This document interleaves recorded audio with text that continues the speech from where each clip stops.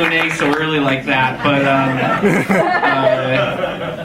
so first of all, welcome everyone to Theater 3 and Fantastic Arcade. I think a lot of you have been here for the last couple days, but if you haven't, welcome. Fantastic Arcade is sponsored by Dell and Intel and Sony PlayStation and Devolver, so if everyone wants to give them a short round of applause and say thanks for helping make all this stuff possible.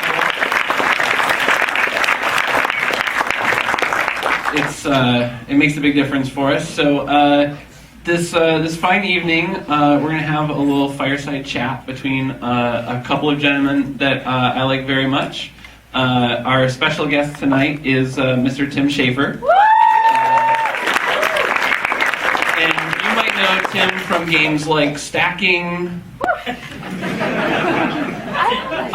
probably other games, I'm sure, right? Lots of other games. Stacking, man, so good.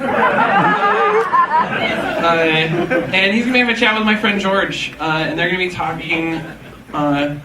world famous comedian whose Q&A was unjustly cut short by me. And they're going to be talking a little bit about Grim Fandango. Is that a game you guys know? So I'm going to turn over to them, and before I forget, if you guys enjoy it, George is going to be here again tomorrow morning at 11 talking about his game Monster Cards, which, if you're not familiar with it, is sort of like the sweetheart version of Cards Against Humanity meets Pictionary. It's really good. He's going to be here at 11. And with that, I think, gentlemen, if you want to take your fancy movie director's chairs. Thank you, Adam, and thank you, Tim, and thanks everyone for being here. I've never gotten to sit in one of these kind of chairs. It's exciting. Oh no. Do you want to share? We can pass. Tell another joke. Oh man, that's like the only joke I can remember real good. I'm going to yell. Hello! My mic doesn't work. Yes, it does. Hold on. Oh, do I have to push you? Now you have to tell a dog joke. Say words.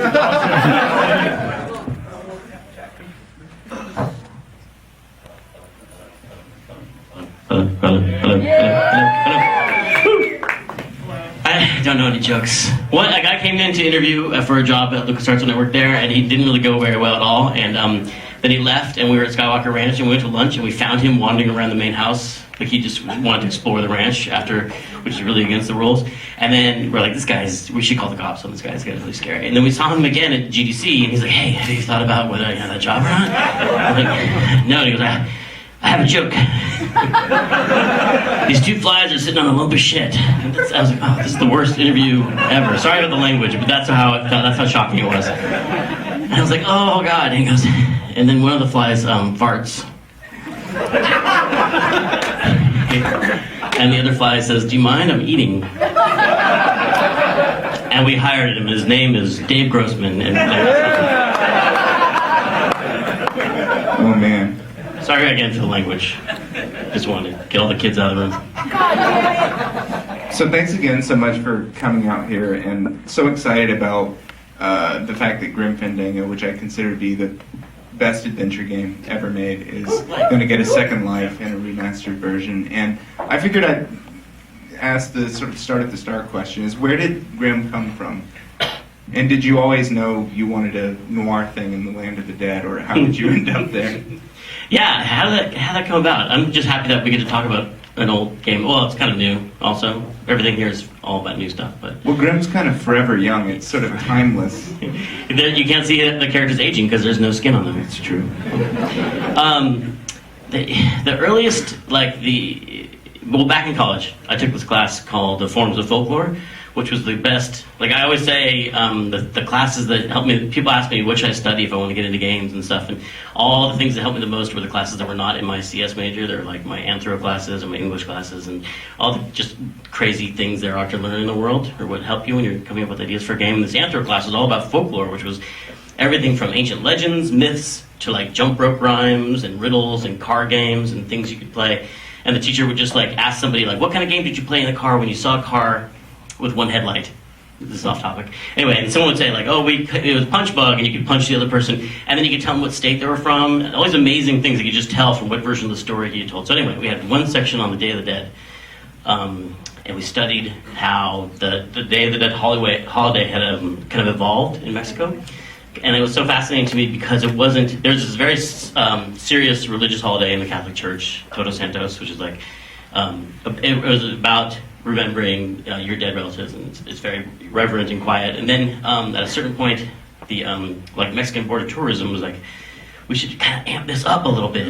It's like, because some of the towns are doing it right, and they have the sugar skulls out, and they have the festivals and the parades and stuff, and like we should. So I just love that angle where it was like a serious religious holiday, but also kind of like a little commercial angle, like let's amp this up and really get into this. And then I saw the little, sometimes they're called calaveras or calacas, the little paper mache skeletons, and the little dioramas of them.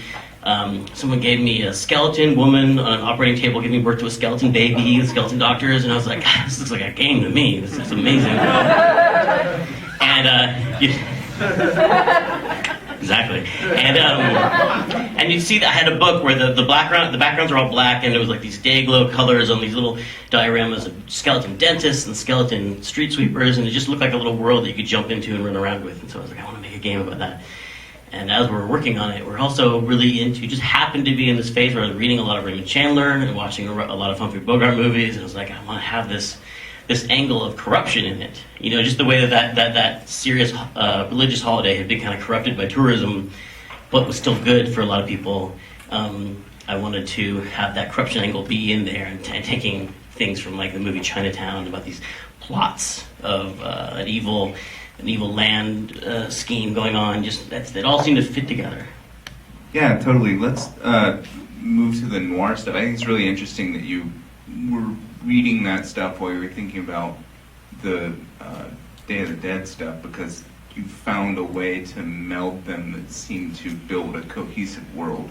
And I think that's really interesting. And before we talk about sort of the design of the world, can we talk about noir stuff? Do you have a favorite? Noir. Let's talk about noir. Okay. I like saying noir. Me too. I think I say it wrong and too slowly. I never say noir. It's kind of like anime. Mm-hmm. No, you did not. Ever since someone tells you it's not called anime, it's called anime, and then I still say it wrong because I don't want to sound like, well, I mean, noir. Let's say noir. Noir. Fair. Noir. Keep going. So, do you have a favorite noir film? Like, there's a lot of Hollywood noir and Grimm's. I mean, I think my favorite film of all time is Casablanca. Mine too. Yeah. Casablanca Party. That's so good. And I always felt that answer was always obvious because it was on TV a lot when I was a kid, and I always thought, well, everyone's seen it. But a lot of people have not seen Casablanca, but it's an amazing movie. I just think it should be what, like, film school should just be watching that movie over and over and over again, because it's just really great. And it's got, Rick is just such an awesome character. Him in his white tuxedo, and just sitting there drinking and smoking and bummed out. He's just amazing, just heavy. Everything weighs so heavily upon him. And Manny becomes that in the second year. Yeah, that's why Manny has a white tuxedo for sure. Yeah. Rick. But then he kind of becomes Humphrey Bogart from Key Largo later on, with the sort of captain's cap and the boat. Humphrey Bogart ended up in a lot of small, He looked good in the sailor suit. He did. Even in a cane mutiny, he looked really good in that hat. Good. He was meant to be in that. It was perfect for him. And costume changes. There's not enough costume changes in games. It really shows. That's true. People don't wear the same clothes all the time, except for Ernest did. That's not. I'm sorry. But there were a lot of other Casablanca characters that sort of made their way into. Yeah, I mean, I think Sidney Greenstreet. character. That Hector LeMans was basically based on Sidney Greenstreet, who owned the chuckle. Yeah, and he owned the blue parrot, which kind of became the blue casket in Grimm. And there's all these things that we just totally stole from. Well, it's a reference to show how smart we were. For sure. Well, this is one of the things that's really interesting. That's really humble of you to say, but it's really easy to be derivative. Extremely humble. No, it's really easy to be derivative and when you're pulling from stuff like that. But there's nothing about Grimm that's derivative. It's so vital, and any one of its characters pretty much seems like they could be the subject of their own game. But if you steal from enough sources, it's really not stealing at all. Just take a lot of them. No one can really Is that pin it on one. Yeah, it's just steal from a bunch. If you watch like everything, well, just a lot of stuff in Grimm it's very inspired by. Just loved movies and books that were that just all showed up in that game. You know. So what was finding Grimm's visual aesthetic sort of guidelines? What did that look like, finding that world? Well, our lead artist was Pete Sekel, and Peter Chan did all the concept art, and it was one of those weird. I don't want to make it sound like it was easy because I didn't do any of it, but so it was really easy for me. But once we started combining, like let's do like Mexican folklore mixed with noir, which started to become more like Mayan and Aztec mixed with Art Deco, which is like everything all of a sudden looked awesome. Like as soon as you put like Mayan and Aztec stuff in an Art Deco setting, it really looks cool, and just all these things happen. Like Peter Chan would send us a package of fresh art every week, and he would have a drawing of a ziggurat, you know, like on a cruise liner, and I was like, I've not seen that before, so that looks awesome. There's one theater called like the Aztec. There are certain like Art Deco movie theaters, and I think it's in Colorado or something. There's just a few. There's a building in San Francisco that has like an Aztec and Art Deco lobby. It's where my dentist is. That's why I go there.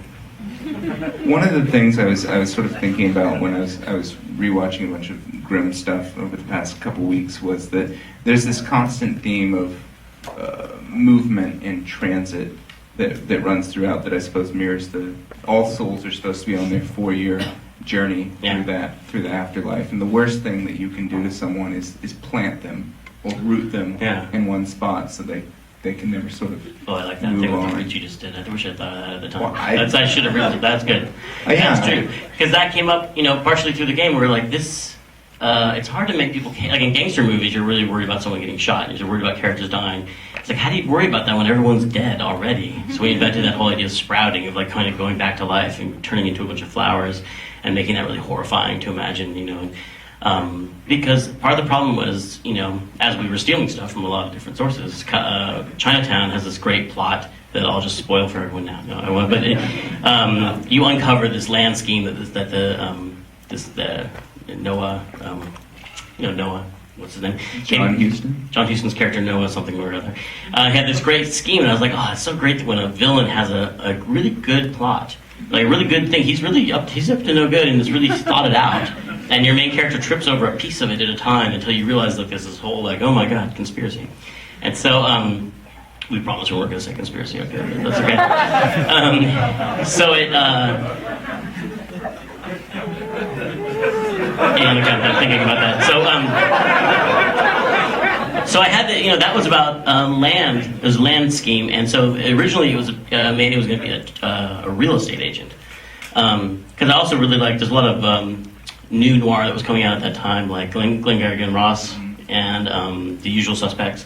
And Glengarry and Ross just had the desperation of salesmen that was just so, you could feel it, and it was just so painful to watch. And just, oh, I love that movie. Jack Lemmon's super rough to watching that. It's so good. It's so good. Every time I watch that movie, I want to stand up and cheer for every single monologue in it. He's going to be a real estate salesman. And then I was like, well, who would want to buy land in the land of the dead? Like, you don't really, because the folklore that really inspired a lot of that made me realize that it could be a game was when I started reading about the 4-year journey of the soul. That you die, and then your soul goes on a journey that takes 4 years, and you're trying to get to Mictlan, or the land of eternal rest. And it just sounded like this great road trip, this great like quest. It just seemed like the hero's journey, all the things. It just seemed like this is something you have to make a story about. But it was all about moving across the land of the dead and trying to get somewhere. And so a real estate agent, you know, who'd want to buy a house there? You'd want to keep moving. So he became a travel agent for that reason. That's super cool. That's my feedback on that. We're sticking with it. All the modes of transportation were really interesting too, and it seemed like Le Mans' scheme was sort of enabled by all these changes, and urbanization is an important part of a lot of noir. That seemed to be important in Grimm too, like the city's a place where a lot of stories are and a lot of things happen, and it changes over the course of the game, and it seems like, you know, originally at some point in the game's past, everyone had to walk their 4 years, but then you started to have these other modes of transportation, and then that led to people taking advantage of each other in ways that maybe weren't possible before. So I guess my question is, did you imagine that this Grim's running concurrently to the real world, or that it's sort of its own timeless place? That's a good question, because I don't really think about the real world or the land of the living that much when working the game. But in my head, I guess it is set in the same period of time, and all those transportation aspects are so new. You know, having a super fast train. You know, the train being the big exciting thing that gets you places really fast. But the excitement about cars and everything.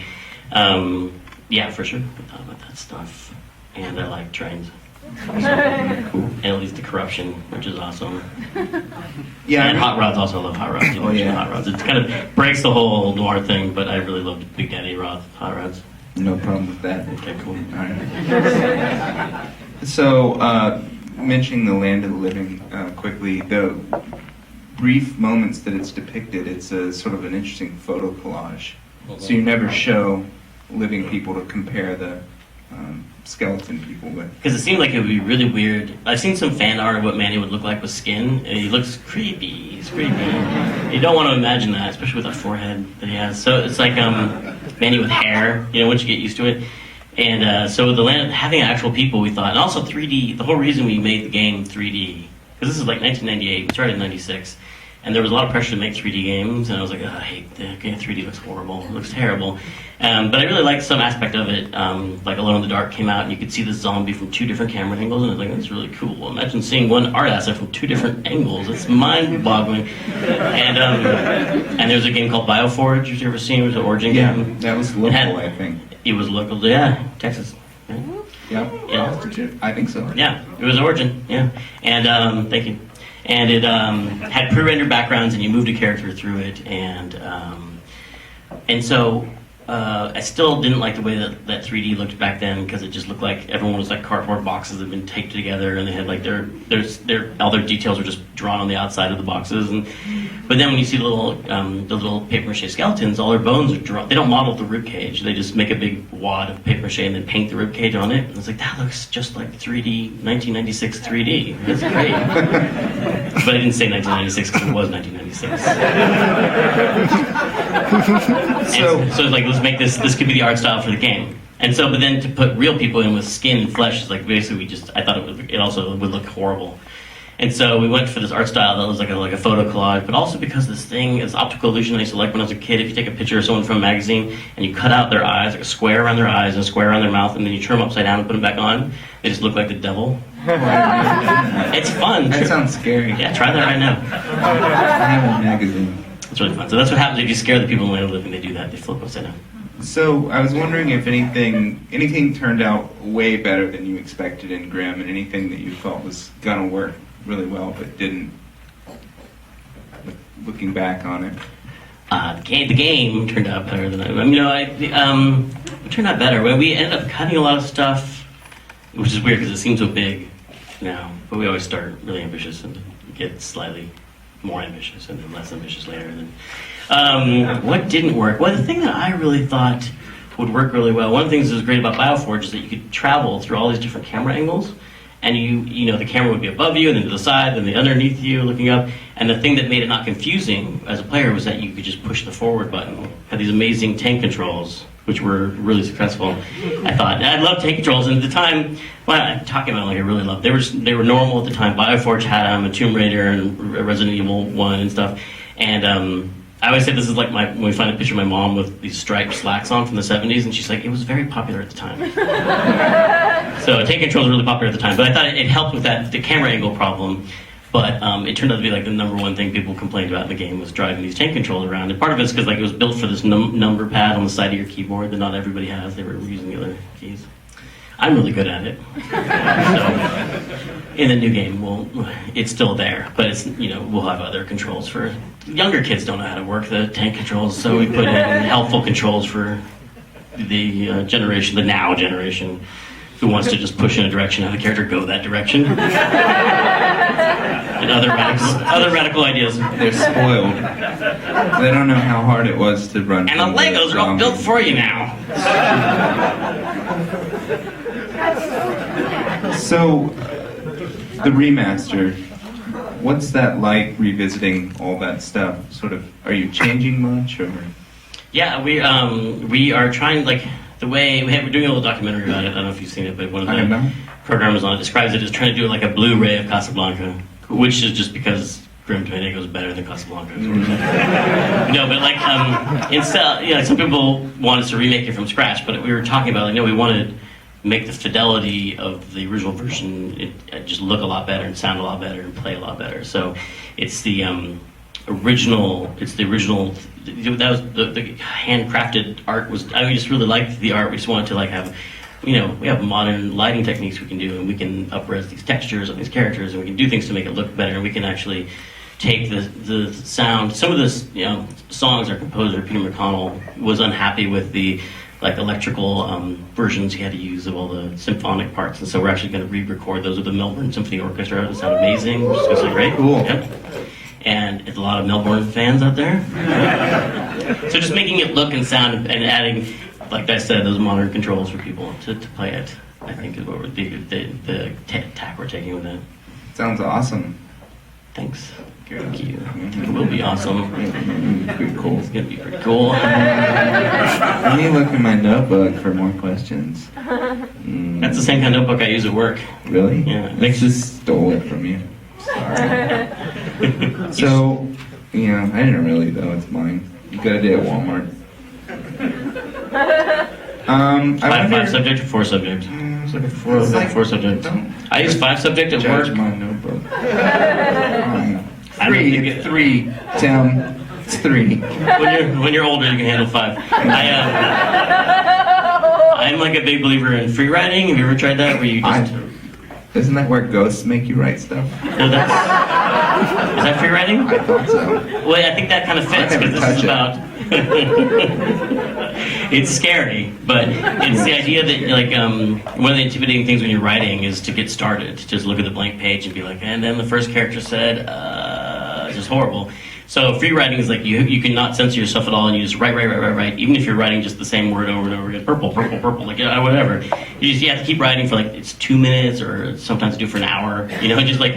And once you can't stop, you stop that little sensor in your head that makes you think too much about writing, and then you just start barfing out thoughts, and then pretty soon you have some interesting thoughts you didn't realize you had.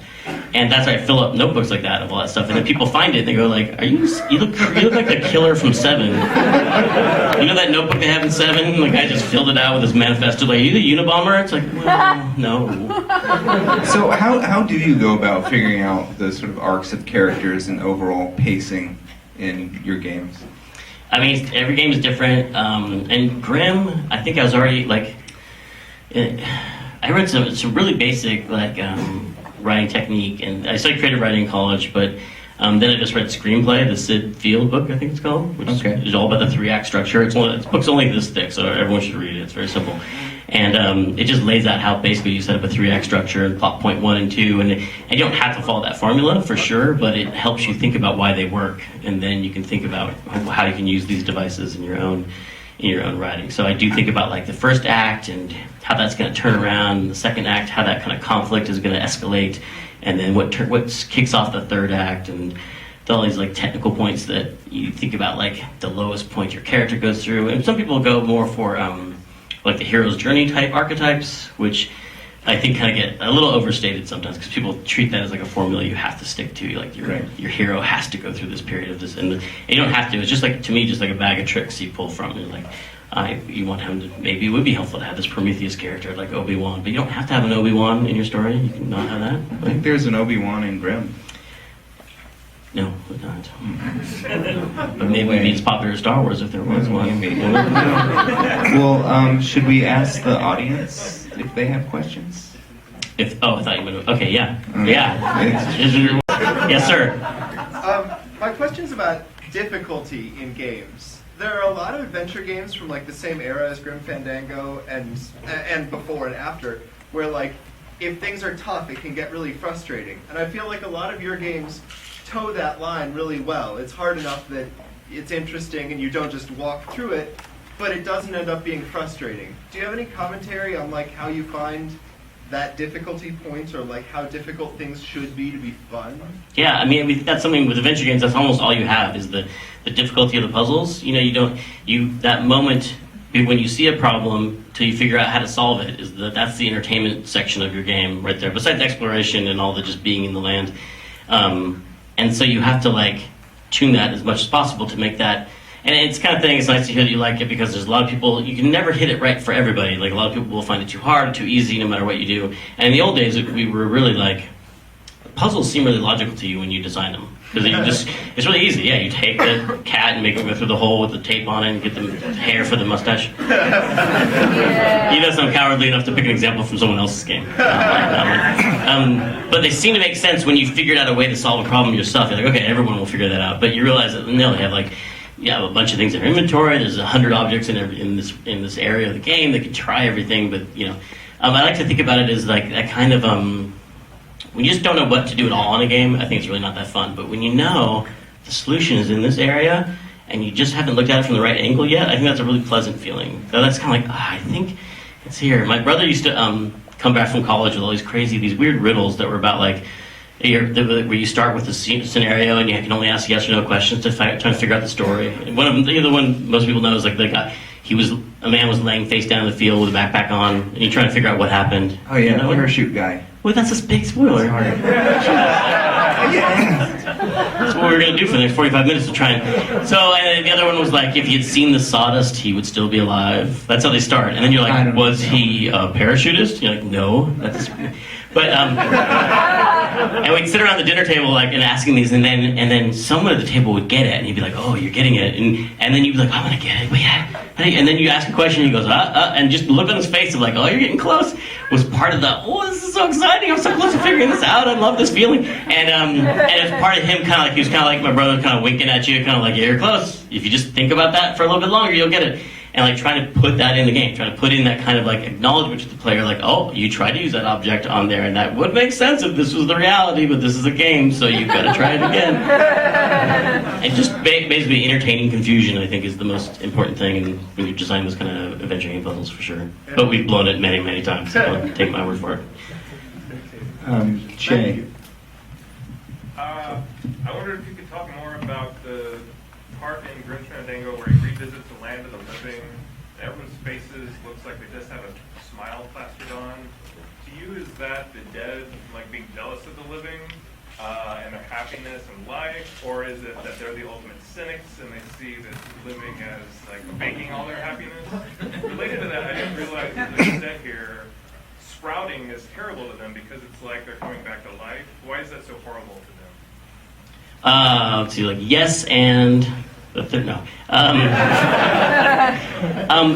For us, it was just that we try to make this world where by the time you see the land of the living, you've kind of accepted skeletons as normal people, and so they look normal to you, and trying to have fun with the fact that if you were in a world where skeletons are normal, people would look pretty weird and gross to you with this meat flaps all over their faces and their lips all they would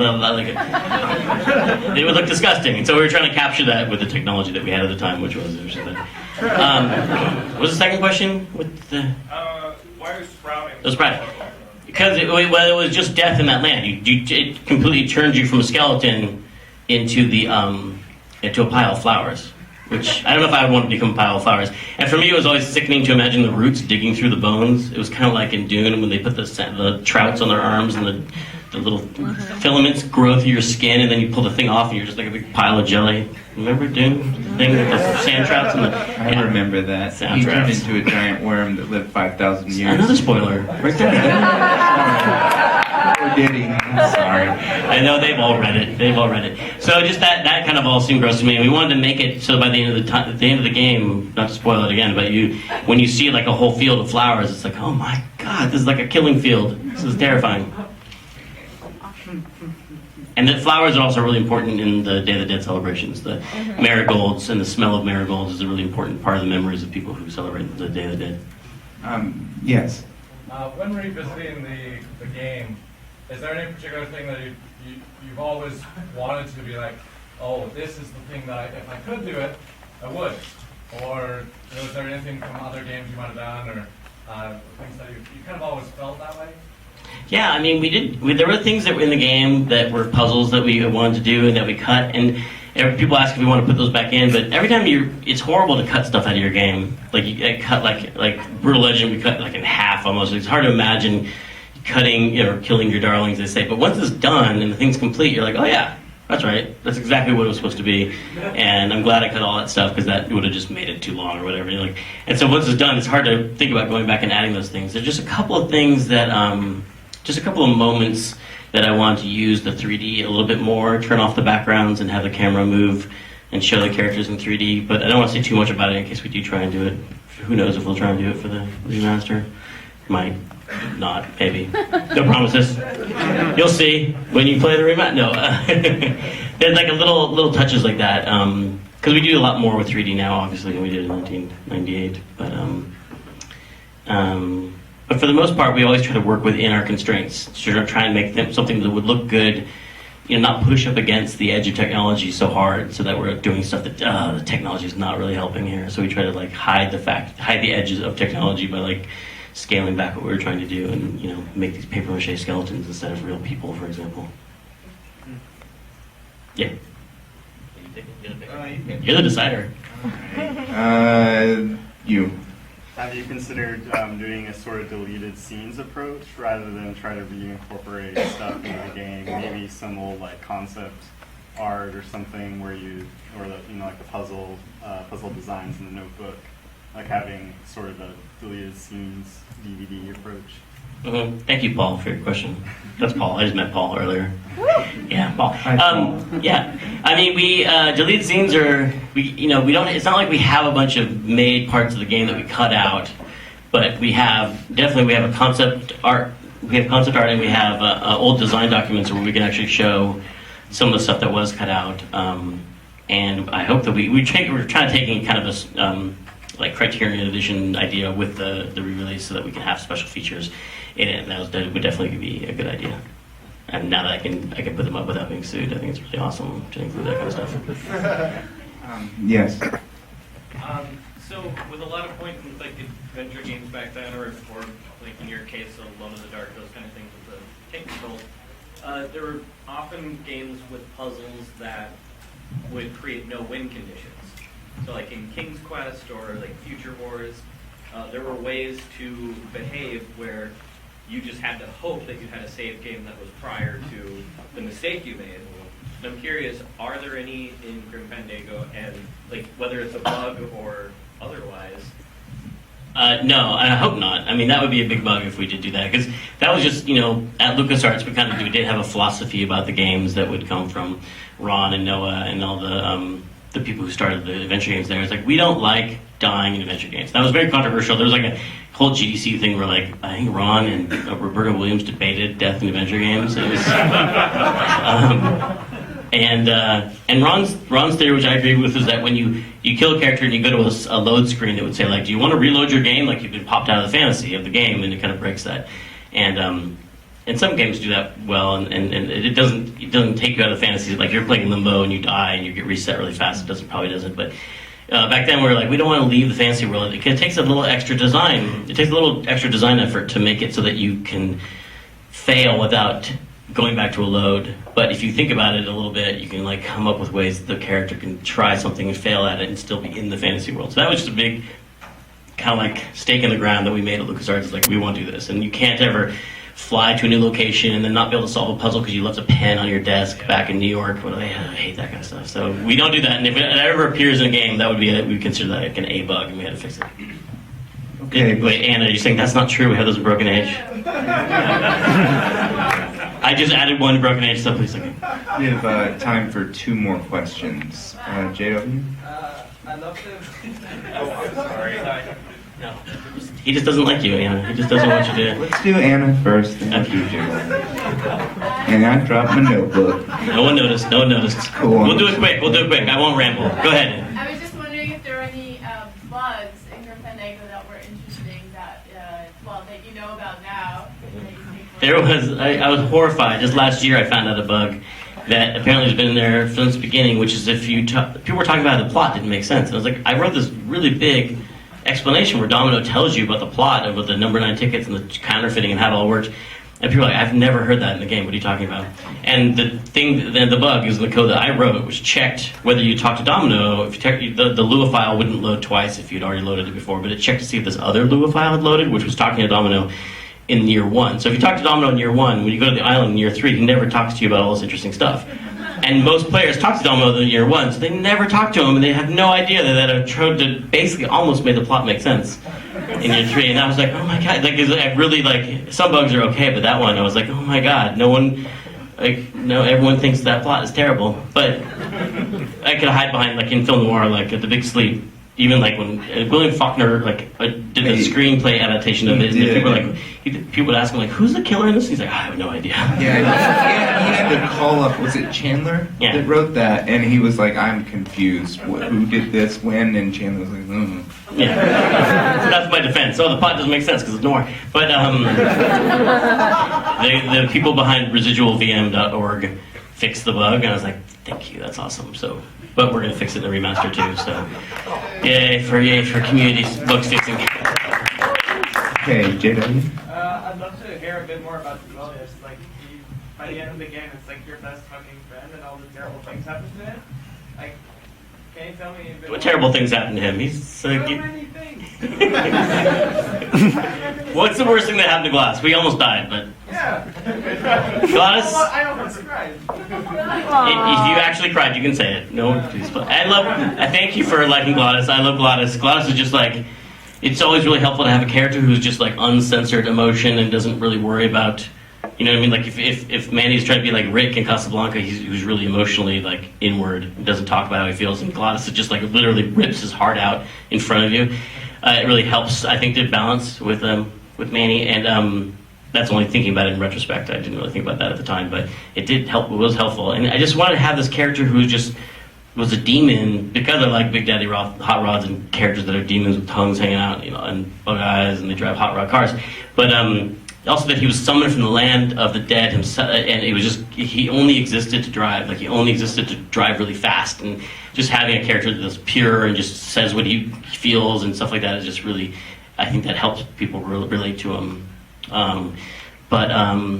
Someone pointed out to me the other day that like I tweeted a picture of someone's Manny Calavera tattoo, and it was like, why are there no Gladys tattoos? And I Google image search, I could not find a single Gladys tattoo. So what is that about that character? He's too much ink. He's too big. Orange doesn't look good. Anyway. But anyway, so that's, we didn't mean to mistreat him, but he just, since he's such a big character, he just kind of tells you what he's feeling. Maybe just you're more in touch with how he's suffering, but you cure him by driving really fast, and he got to soup up everything. Once a year, he got to rebuild an engine, so I think he was happy.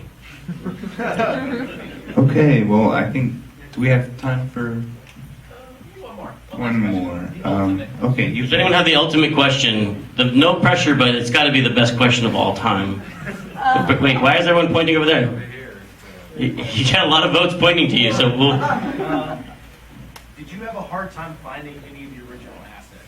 Like, it was made so long ago, did you still have those computers? Do you still have those files? Oh God, yeah. The digital archaeology going on is really intense, and it involves like trying to find people we have to talk to in 20 years, and like, did you ever back up your computer? There's things that, it's something you never think about. Like when you walk away from a game and you're done, you're like, it's so fresh, you never think about archiving it. You know, a lot of people don't.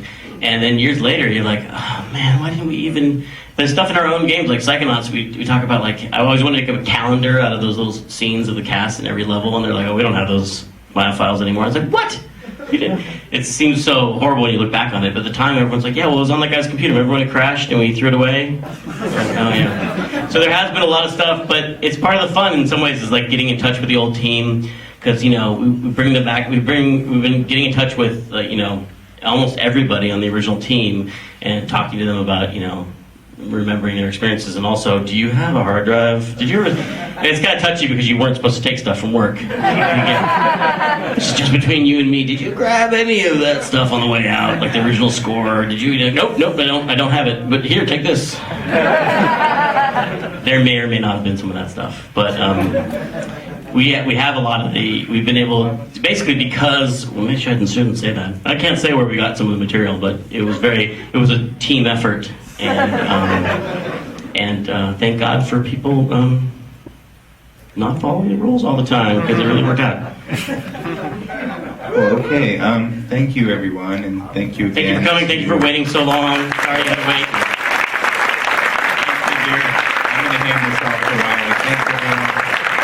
everybody a big thanks for Tim Schafer and our guest interviewer, Noir. And George, you're going to be at the Highball at 11 tomorrow, is that correct? We're going to have a fun party game. George has a pretty cool game called Monstro Cards that we're going to play together. All right, everybody, thank you so much for coming to the talk. We're going to continue into more Fantastic Arcade events here in Theater 3. We're going to keep Tim here actually for a while. Coming up next in just about 10 minutes after we get set up, maybe 15 minutes, we're going to go directly into our Gang Beasts tournament. Gang Beasts is an amazing fighting game that Double Fine is actually going to be publishing. And Tim is going to be one of our MCs, and also I'm going to choose JW is also going to be MCing tonight. I just totally did that randomly. All right, so sit back, get some food if you